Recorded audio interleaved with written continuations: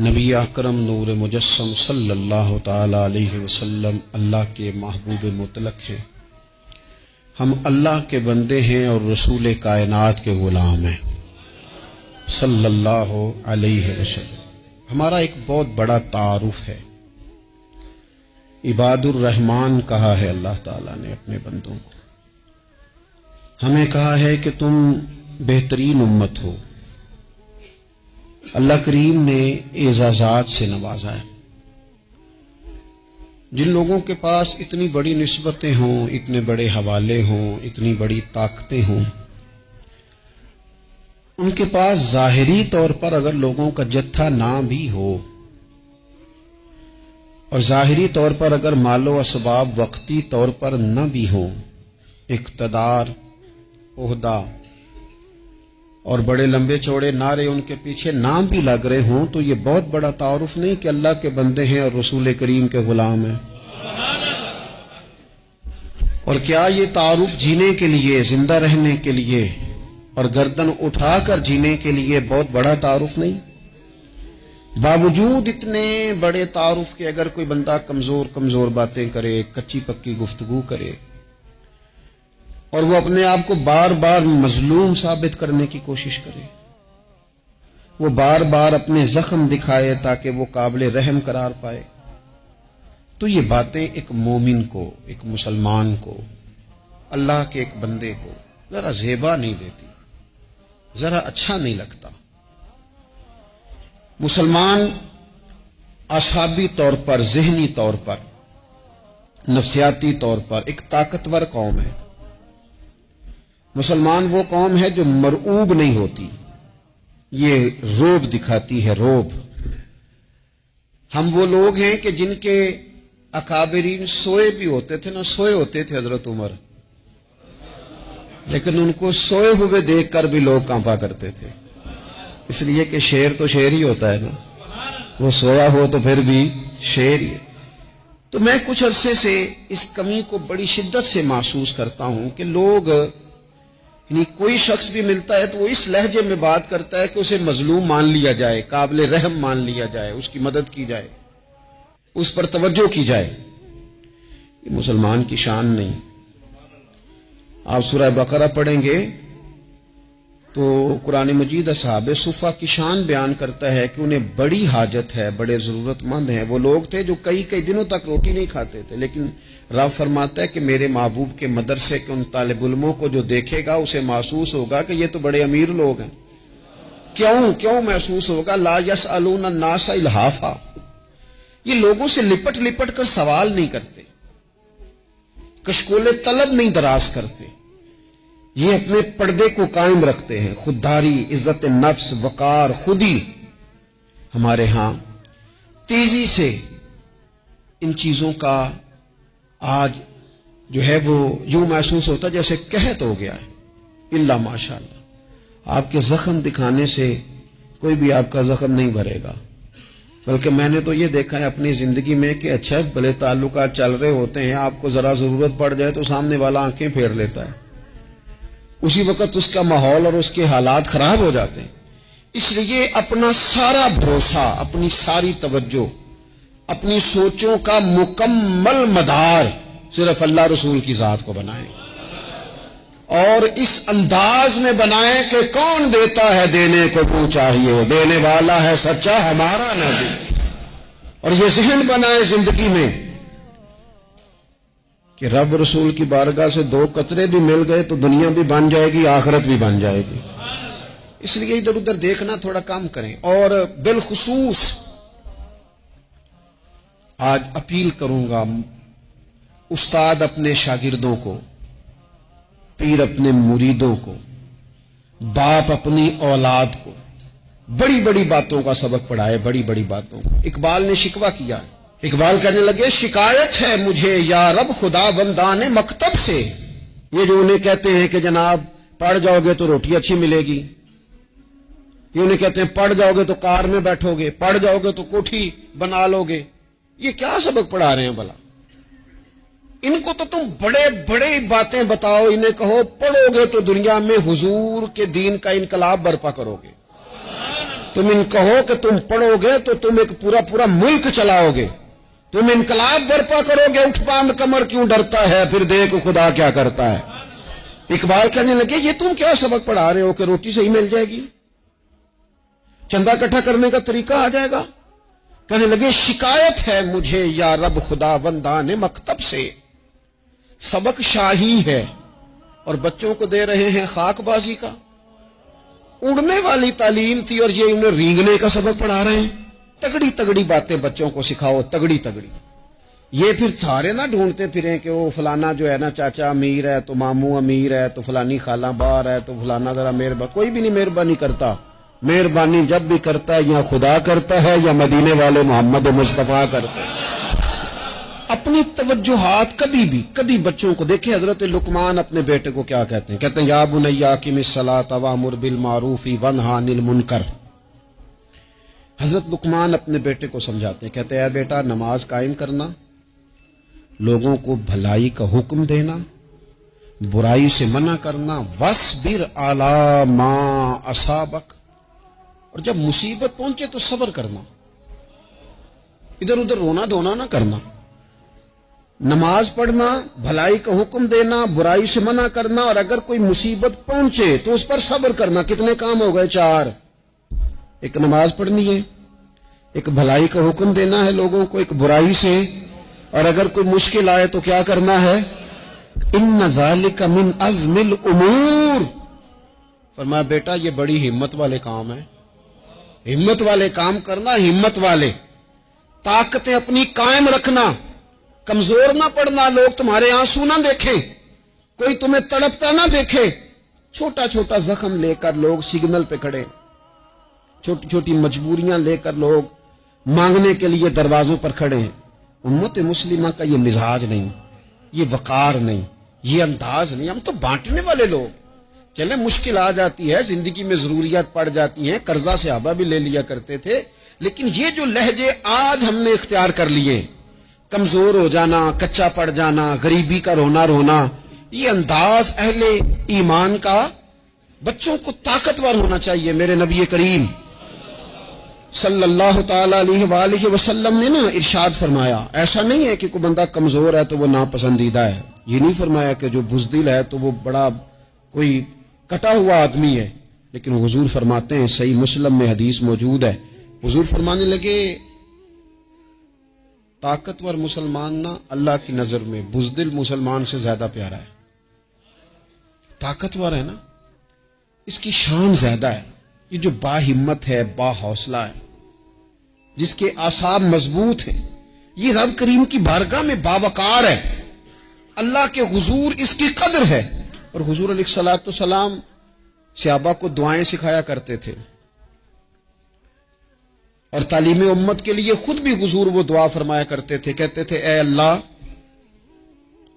بزدلی سے بچا، کنجوسی سے بچا، اے اللہ اس بڑھاپے سے بچا جو انسان کو بڑا پریشان کر دے۔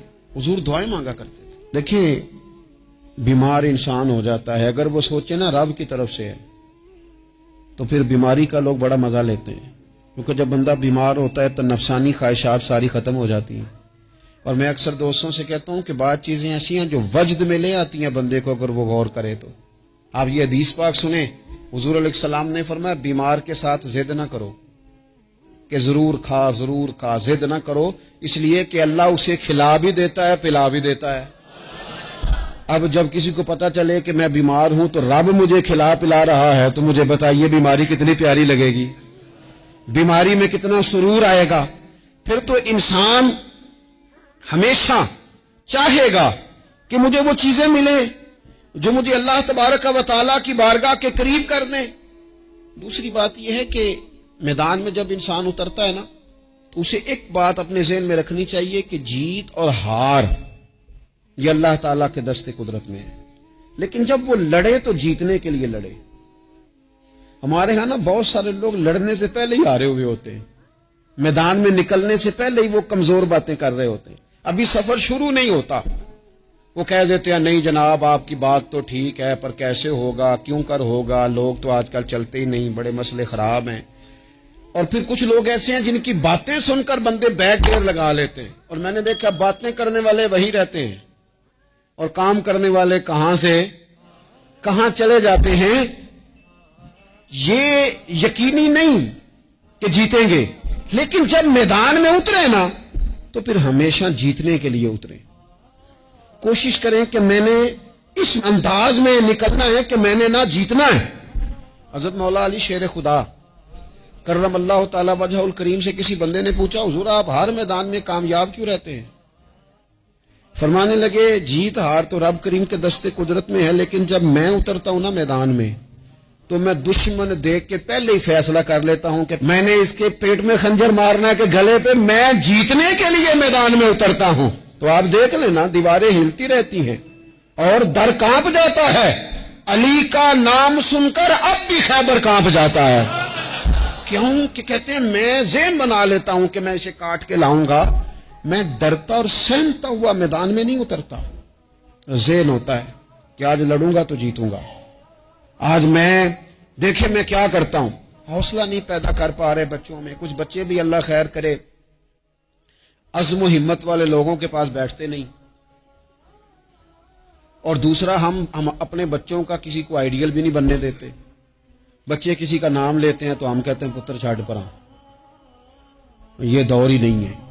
ہم کوئی ایسا ذوق، کوئی مزاج، کوئی طبیعت پیدا ہی نہیں ہونے دیتے.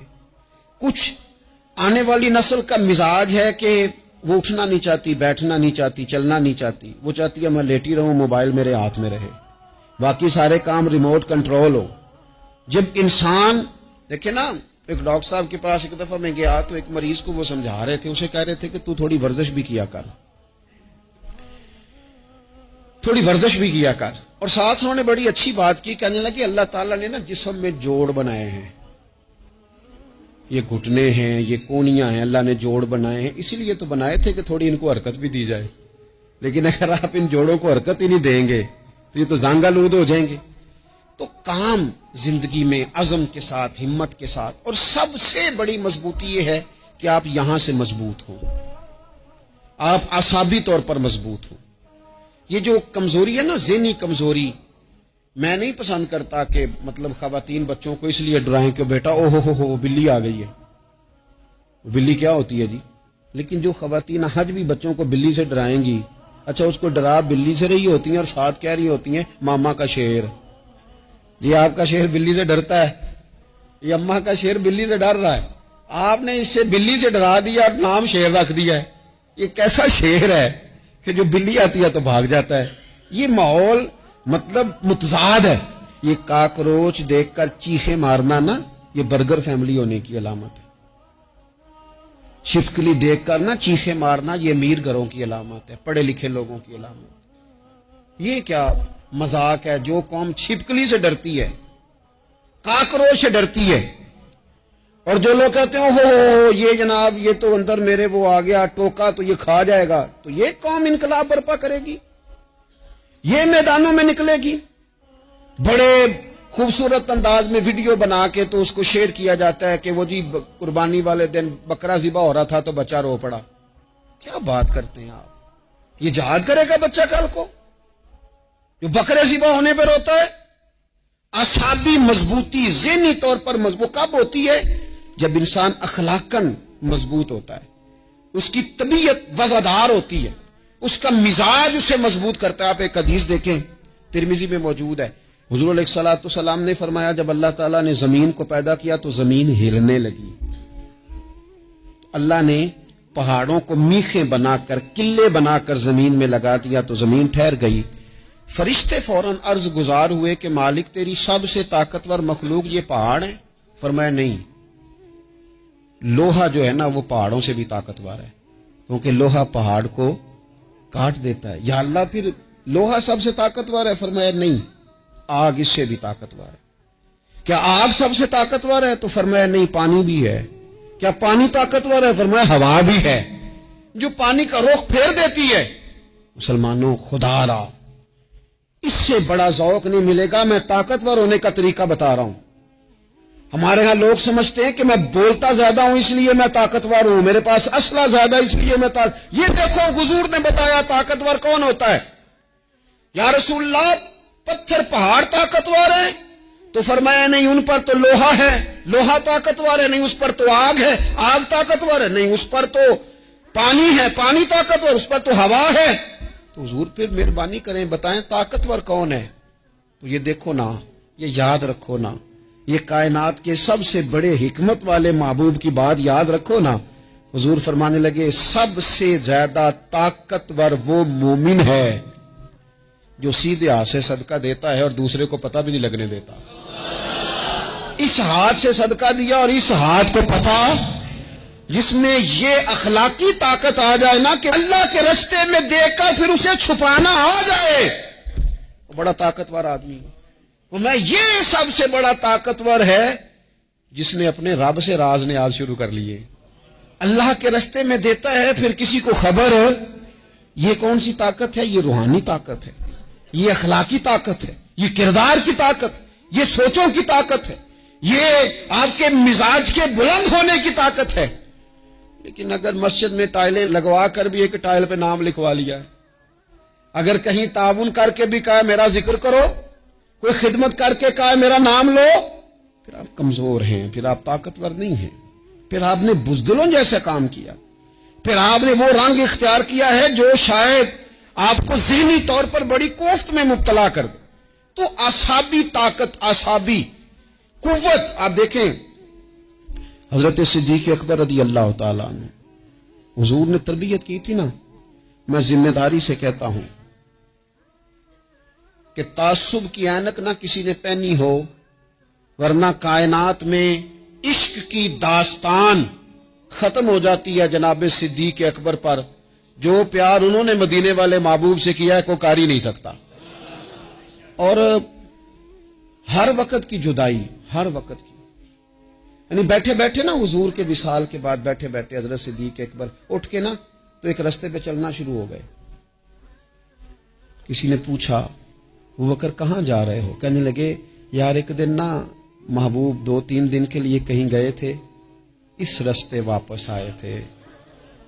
جنہاں دے دل بر جانی وچھڑن کون روے پھر تھوڑا، یہ سب روگاں دا روگ محمد جس دا نام وچھوڑا۔ پریشان ہوں تو دل کر رہا ہے پتہ نہیں یہاں سے آ نہ جائیں۔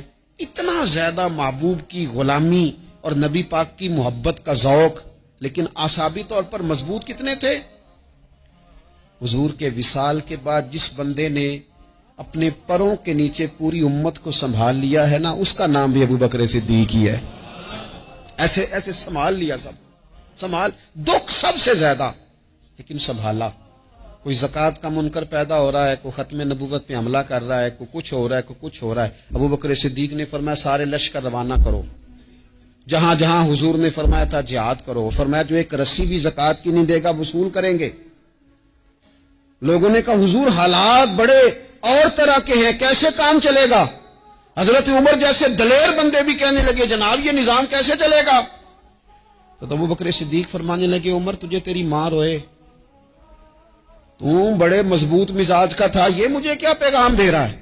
فرمایا عمر یاد رکھ اگر میں مدینہ منورہ میں اکیلا بھی رہ گیا اور جنگل کے درندے میرا آ کے گوشت بھی نوچ کے لے گئے تو پھر بھی میں ان اصولوں پر کھڑا رہوں گا جن اصولوں پر مدینے والے رسول نے مجھے کھڑا کیا ہے۔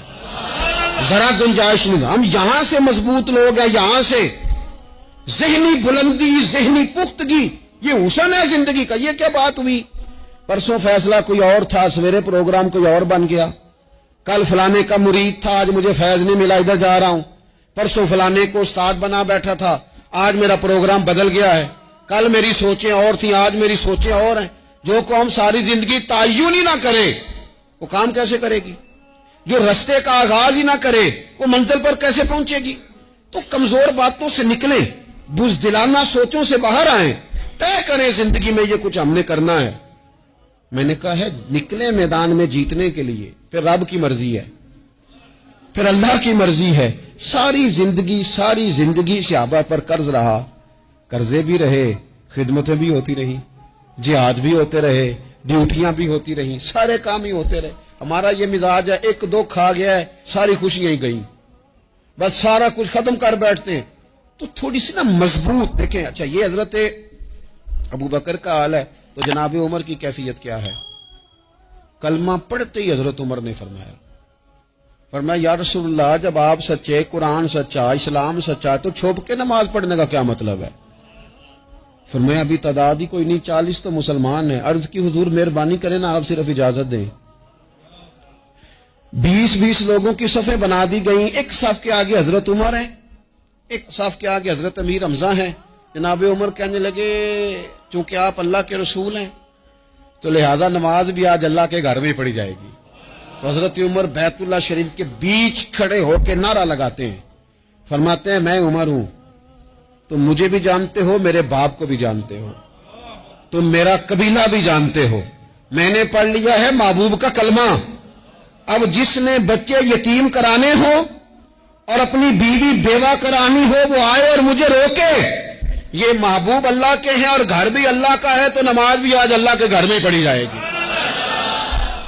جب تک انسان یہاں سے طاقتور نہیں ہوتا، پھر بات آئی سیدنا عثمان غنی کی، میں پہلا وہاں اونا رنداں تو جنہیں کھلی بغاوت کی تھی، ہے پورا قبیلہ اور طرف ہے، عثمان تیرے گھر میں مال ہے، دولت ہے، وزاداری ہے، لوگ سارے کیا کریں گے، والد مخالف، چچا مخالف۔ حضرت عثمان غنی جیسے آدمی کو پکڑ کے باندھ دیا گیا گھر میں۔ تو عثمان غنی کہنے لگے میں ان بزدلوں میں سے نہیں ہوں جو محبت بھی کریں اور اظہار بھی نہ کر سکیں، جو دعویٰ بھی کریں اور پھر ان کے اندر طاقت اظہار بھی نہ ہو۔ فرمایا تم جتنا باندھ سکتے ہو باندھ لو، تم اپنی دولتیں، حکومتیں اور اپنا جاہ و جلال سنبھال کے رکھو، ہم نے تو غلامی کا فیصلہ کر لیا ہے۔ اور پھر کی غلامی انہوں نے۔ اور جہاں تک بات ہے شیر خدا حضرت علی المرتضیٰ کی، حضرت علی المرتضیٰ شیر خدا کا تو یہ حال تھا کہ ساری زندگی میدان میں رہے۔ ایک دن حضور نے صرف فرمایا کہ آج آپ کو نہیں لے کے جانا، آپ تھوڑا نا میرے نائب بن کر، حضور کسی نہ کسی کو نائب بنا کے مدینے میں چھوڑ کے جائے، ایک دن صرف کہا نہیں لے کے جانا۔ تو حضرت مولا علی رونے لگے، کہنے لگے حضور میں بچوں کے بیچ رہوں، عورتوں کے بیچ رہوں، میری تلوار کو زنگ لگ جائے گا، حضور مجھے تو گھوڑے پہ بیٹھنا پسند ہے۔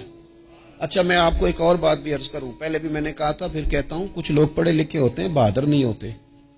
حضرت علی کے علم کا بھی کمال عروج پہ اور بہادری بھی پورے عروج پہ۔ زندگی نا بہادر لوگوں کی ہوتی ہے۔ یہ شہاب الدین غوری لیٹے ہیں یہاں سوابا میں، تو کسی نے پوچھا ان سے کہ یار آپ کہاں رہتے ہیں؟ کہنے لگے میں گھوڑے کی پشت پہ ہوتا ہوں، ہمارے بچے بڑی سونی فوٹو بناتے ہیں، ان سے پوچھیں آج کل آپ کیا کرتے ہیں تو کہتے ہیں موبائل چلاتے ہیں۔ آپ کیا کرتے ہیں؟ ہم فوٹو کھینچتے ہیں۔ آپ کیا کرتے ہیں؟ کہتے ہیں وہ نا مجھے ایسا عجیب مسئلہ ہے موبائل کا کہ بچوں کی نا مطلب میں کئی دفعہ سوچتا ہوں کہ اگر انہیں کچھ 4 گھنٹے موبائل سے علیحدہ رہنا پڑا نا تو ہو سکتا ہے کہ ان کو ڈاکٹر کو بھی دکھانا پڑ جائے، اتنی کو بری حالت ہو گئی۔ مجھے ڈھیر سارے دوست کہتے ہیں جی آپ ٹیلی فون پہ ملتے نہیں۔ میں نے کہا میں پہلے ملا کرتا تھا جب تک لوگوں کی جیب میں موبائل تھا، جب سے لوگوں نے ہاتھ میں پکڑ لیا نا تو پھر تو ایک دن میں 100 نمبر ملتا ہے، تو پھر آپ کیسے موبائل پہ رہیں گے؟ پھر تو ایک ہی کام ہے، یا فون سنیں گے یا کوئی اور کام کریں گے۔ تو تھوڑی سی ہمت والی زندگی گزاریں۔ بزدلانہ باتیں، کمزور باتیں ہمارے بچوں کو بھی کمزور کر دیں گی، یہ کچھ نہیں کر سکیں گے۔ حضرت سیدنا عبداللہ بن زبیر رضی اللہ تعالیٰ عنہ، یہ مدینہ منورہ میں پیدا ہونے والے سب سے پہلے بچے ہیں۔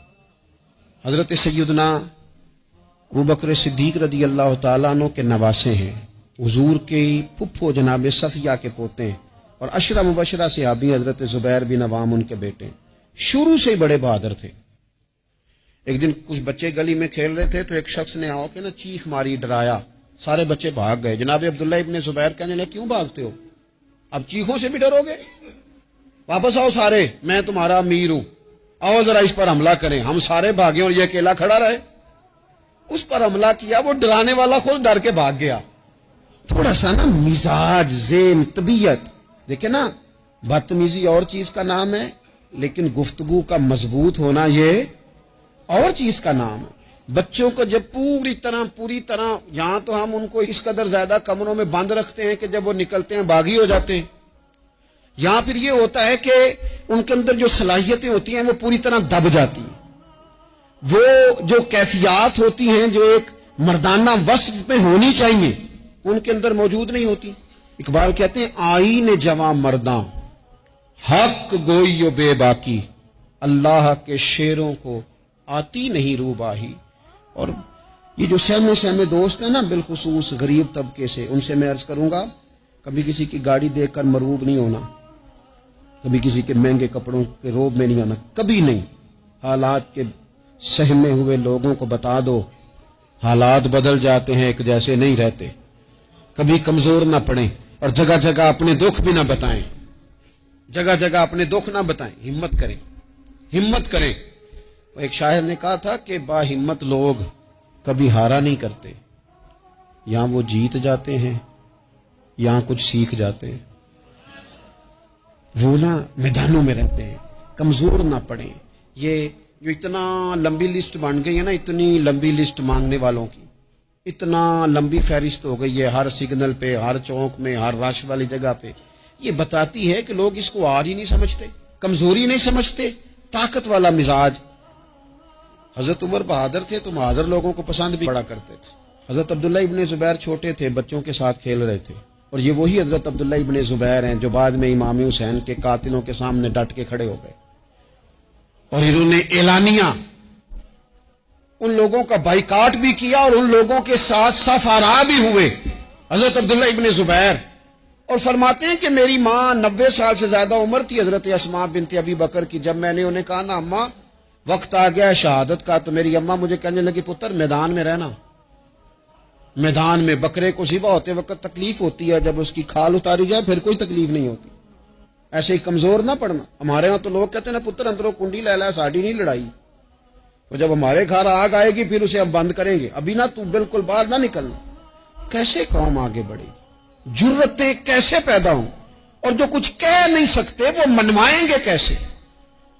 جو بات کرنے کی طاقت نہیں رکھتے وہ اپنا منوائیں گے کیسے؟ حضرت عبداللہ ابن زبیر رضی اللہ تعالیٰ عنہ اپنے دوستوں کے ساتھ گلی میں کھیل رہے تھے، جناب عمر فاروق آ گئے۔ حضرت عمر فاروق کا جلال تھا، بچے ان کو دیکھ کے دوڑ گئے، حضرت عبداللہ ابن زبیر کھڑے ہیں۔ حضرت عمر قریب آئے، کہنے لگے پتر آپ کیوں نہیں دوڑے؟ حضرت عبداللہ ابن زبیر چھوٹے سے ہیں، کہنے لگے جی کیوں میں دوڑتا، میں نے کوئی جرم کیا ہے؟ تو میں نے غلطی کی ہے، بھلا کیوں دوڑوں؟ آرام سے کھیل رہے ہیں اور نہ ہم نے کوئی رستہ بند کیا، جگہ ہے آپ نے گزرنا تو گزر جائیں۔ چاہیے تھا نا حضرت عمر ناراض ہوتے، پر جناب عمر نے ماتھا چوم لیا، کہنے لگا کیا بات ہے بیٹا، ان چیزوں پر ذرا قائم رہنا۔ کہنے لگے جرم کیے، کیا مطلب ہے اس بات کا کہ فلانا ہے تو دوڑ جائے، کیوں دوڑیں جی؟ تو ہم نے جو قوم کو سکھانا شروع کیا ہے نا، دیکھیں فقر اور چیز ہے، درویشی اور چیز ہے، سادگی، لیکن ظلم سہنا اور چیز ہے۔ دنیا میں قتیل اس سا منافق نہیں کوئی جو ظلم تو سہتا ہے بغاوت نہیں کرتا۔ اپنی زندگی میں عزم کو، ہمت کو، نظریے کو بلند کریں، مظلومانہ مزاج نہ پیدا کریں، بلا وجہ دکھ سنا کے اپنے آپ کو کمزور نہ کریں۔ یاد رکھیں اگر ہم اپنے دکھ کسی کو سنا رہے ہیں اور اپنے آپ کو بڑا غریب ثابت کر رہے ہیں تو ایسا نہ ہو کہ ہمارے بچے اس کا برا اثر لے جائیں۔ خودداری سے جینا سکھائیں، عزت نفس سکھائیں، ہر وقت گھر کے اندر، کلاس کے اندر، اپنے دوستوں کی جمعیت کے اندر کمزور باتیں نہ کریں، رو دھو کے وقت نہ گزاریں۔ رونے سے بھی رات گزر جاتی ہے، ہنسنے سے بھی رات گزر جاتی ہے، ناشکری سے بھی دن بیت جاتا ہے اور شکر سے بھی، لیکن بس بات اتنی ہے کہ شکر والوں کا ذرا صحیح بیت جاتا ہے، ہنسنے والوں کا ذرا صحیح بیت جاتا ہے۔ زندگی میں عزم کے ساتھ، ہمت کے ساتھ لوگ جس حال میں مرنے کی دعا کرتے ہیں، معاذ اللہ، لوگ جس حال میں مرنے کی دعا کرتے ہیں، ہم نے اس حال میں جینے کی قسم کھائی ہے۔ اللہ تعالی ہمیں سمجھنے کی توفیق عطا کرے۔ آخر دعوانا ان الحمدللہ رب